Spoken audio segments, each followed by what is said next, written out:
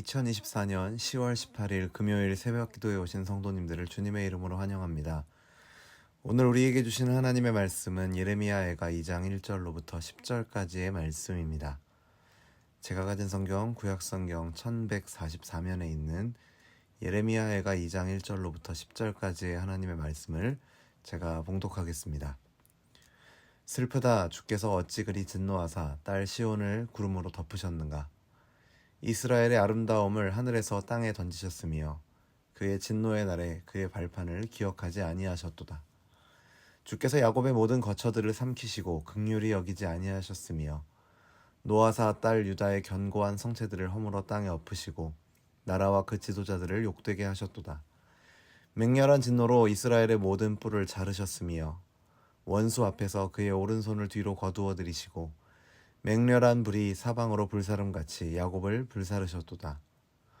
원수같이 그의 활을 당기고 대적처럼 그의 오른손을 들고 서서 눈에 드는 아름다운 모든 사람을 죽이셨으며 딸 시온의 장막에 그의 노를 불처럼 쏟으셨도다.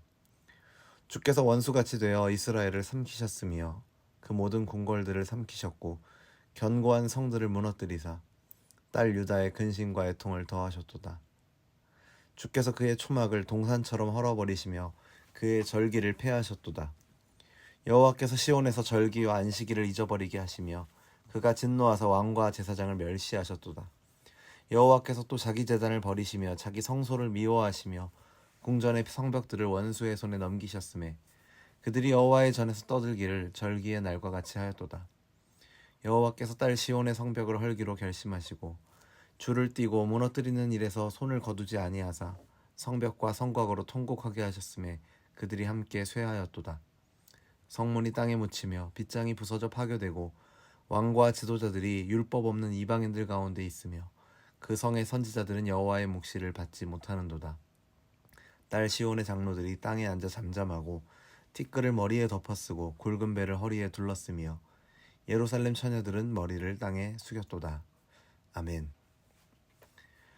어제 살펴본 1장이 슬프다라는 말로 시작했던 것처럼 오늘 본문인 예레미야애가 2장도 우리말 성경으로 슬프다라는 말로 시작됩니다. 그리고 이어지는 내용을 읽다 보면 비슷한 내용이 또다시 반복되는 것처럼 느껴지기도 합니다. 하지만 내용을 살펴보면 같은 배경과 상황 가운데서 강조하고 주목하는 부분에 차이가 있음을 보게 됩니다. 1장에서는 예루살렘을 고통에 빠뜨린 주체로 그들을 침략한 바벨론을 지목하고 있습니다. 대적이라고 표현된 바벨론 군대가 유다 백성을 고통에 빠뜨립니다. 하지만 2장에서는 예루살렘의 멸망의 원인으로 하나님의 진노하심에 주목하고 있습니다. 예루살렘의 함락은 하나님의 심판의 결과인 것입니다. 예레미야는 비극적인 상황 속에서 현상을 보는 것에 머무르지 않고 그 너머에 있는 영적인 의미를 우리에게 전해주고 있습니다. 예루살렘의 멸망은 단지 한 나라의 국력이 약해서 겪게 되는 비극이 아니었습니다. 힘없는 유다 왕국이 패권을 차지하려는 강대국의 침략을 받아서 멸망한 사건이 아닙니다. 이 모든 일은 온 세상을 주관하시는 하나님의 역사였습니다. 유다 백성은 힘이 약해서가 아니라 그들의 죄악에 대한 결과로 고통을 받게 된 것입니다. 하나님의 오래 참으심에도 불구하고 그들은 돌이키지 않았기에 유다는 하나님의 심판을 받게 되었습니다. 유다에 임한 하나님의 심판에 대해서 6절 말씀을 보시면 이 진노의 날에 예루살렘이 함락될 때 절기를 폐하시고 시온에서 유다 백성들이 소중하게 지켜왔던 절기와 안식일을 잊어버리게 하시겠다 기록하고 있습니다. 절기는 이스라엘을 향한 하나님의 구속사역을 담고 있는 날입니다.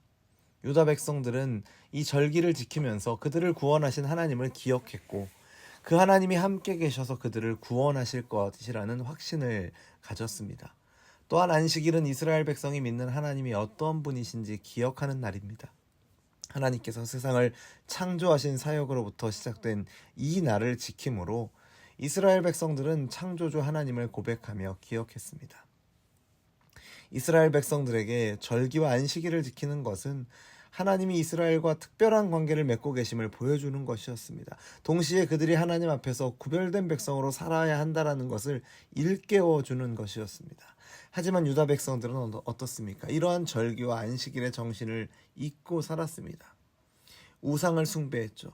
겉으로는 하나님을 믿는다라고 말하고 절기와 안식일을 철저히 지켰지만 그들의 신앙은 형식뿐이었습니다. 이제 하나님은 절기와 안식일을 잊어버리게 하십니다. 이것은 예루살렘의 파괴를 넘어서 하나님과 그분의 백성으로서의 관계가 끊어졌음을 의미하는 것입니다.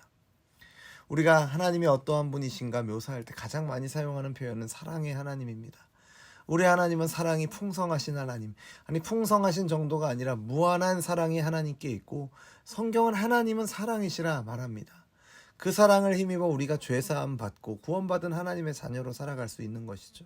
하지만 동시에 하나님은 공의의 하나님이십니다. 우리 주님은 사랑의 주님으로 이 땅에 오셔서 십자가를 우리 대신 지신 분이시지만 다시 오실 때는 재림의 주로 심판의 주로 이 땅에 오십니다.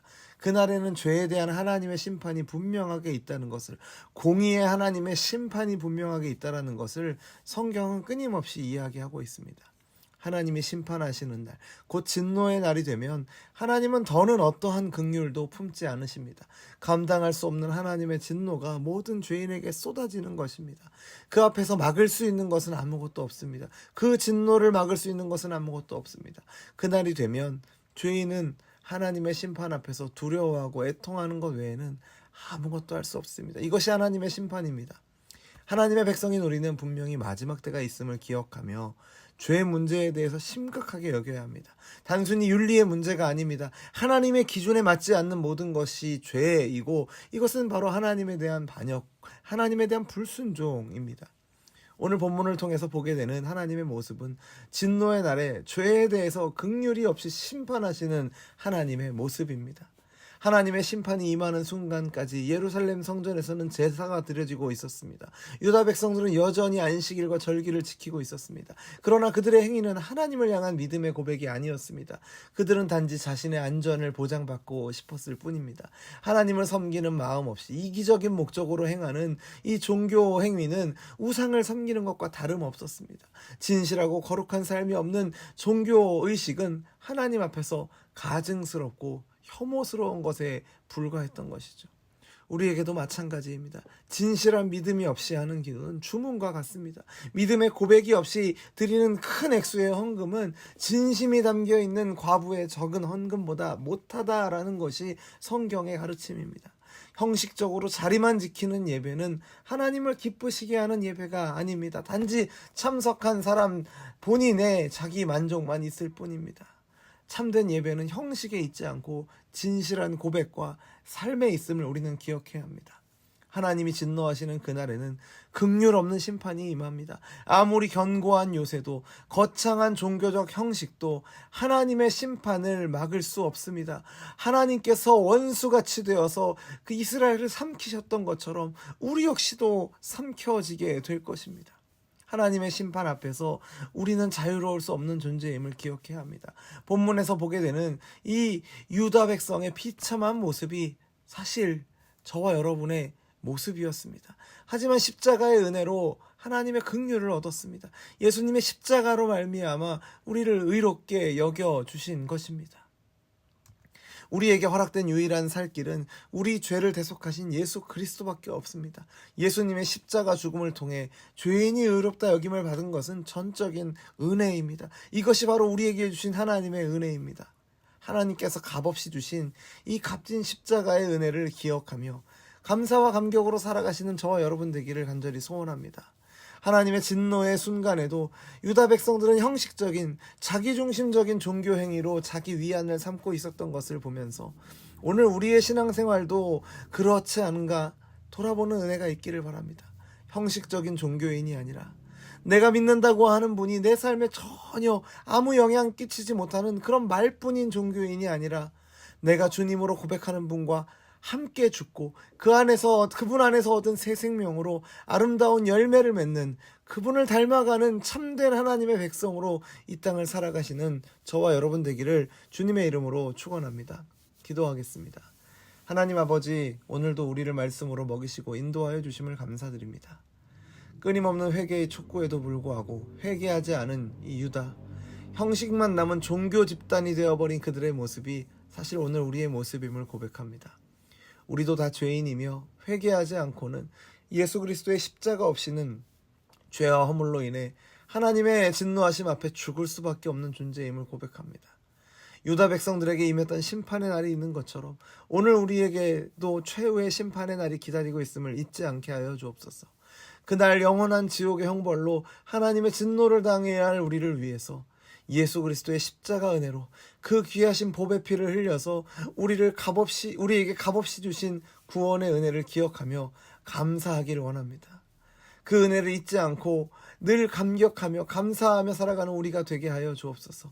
입술로만 감사하고 감격하는 것이 아니라 하나님을 향한 감사가, 하나님께서 베푸신 은혜에 대한 감격이 우리의 삶의 자리에서 아름다운 열매로 맺혀지도록 인도하여 주옵소서. 오늘 하루도 그렇게 인도하실 것을 믿으며 예수님의 이름으로 기도드립니다. 아멘. 우리 주 예수 그리스도의 은혜와 하나님 아버지의 사랑과 성령 하나님의 교통하심이 하나님의 진노 아래 죽을 수밖에 없었던 우리에게 베풀어 주신 십자가 은혜에 감사하며 감격하며 그 은혜를 삶으로 드러내며 찬양하기를 소원하는 우리 열린비전교회 모든 성도들과 우리의 삶의 걸음 가운데 이제로부터 영원토록 항상 함께 있을지어다. 아멘.